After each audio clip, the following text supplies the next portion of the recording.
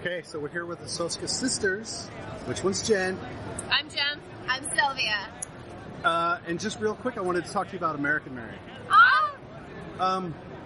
What were you hoping to get out of, what were you trying to do with American Mary? What was your goal? Because it's not a conventional horror film.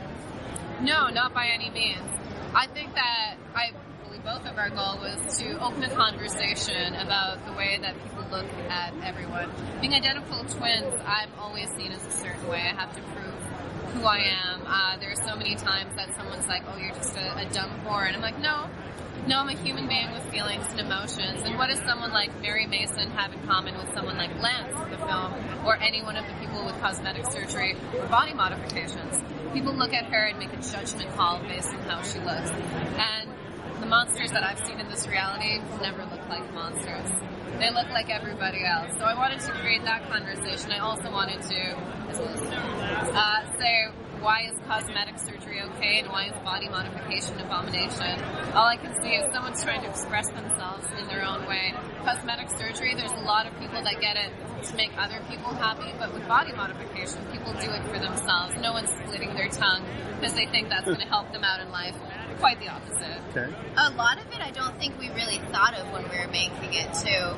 At the time, we were super poor, like Mary. My phone was cut off constantly, and our grandmother was terminally ill, and we were in the hospital constantly. And when you're in such a helpless place in life, you find yourself kind of going to art to get control over a situation you didn't necessarily get into. And I think because there is so much of a freestyle writing process between Jennifer and I, we started talking about a lot of things we didn't even realize we were talking about. We were just like, well, this happened to me, this happened to me. And Mary started going through stuff we had gone through, and then people started saying, hey, that went through, I had to deal with that, or I hate that thing, or that's a problem I've noticed as well. And it became this dialogue. For me, with the content of body modification, I was one of those people that was like, oh, this is so scary, why, oh, gross.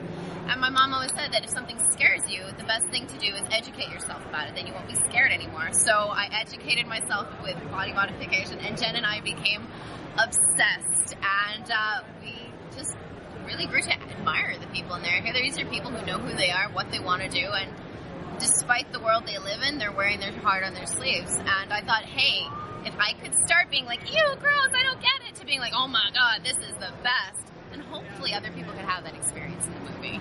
That's outstanding. Yeah, the one point I came to at the end was that, you know, it is all about making your inside or making your outside look the way your inside feels. Yeah. And the question is, you know, everyone does that to some degree, whether it's clothes, whether it's lifestyle.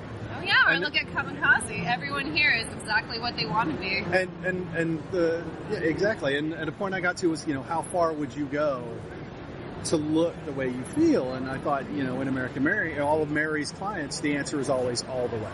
Yeah. And it, you know, that in and of itself is a good thing. I mean, unless it becomes dangerous. And of course, we don't want to encourage that. Yeah. But, you know, that is the ultimate self-comfort. Yes. To be that comfortable with yourself. Absolutely. That you're willing to do that. So that's what I took. What's next for you guys? What's up? What's on deck? Well, we can't say who we're writing for. But we're writing comic books. We wrote for Marvel with Night Nurse. We wrote for Marvel with a Guardians of the Galaxy story. I'm not going to say they hired us again, but they might have for something huge for one of my favorite characters. Nice.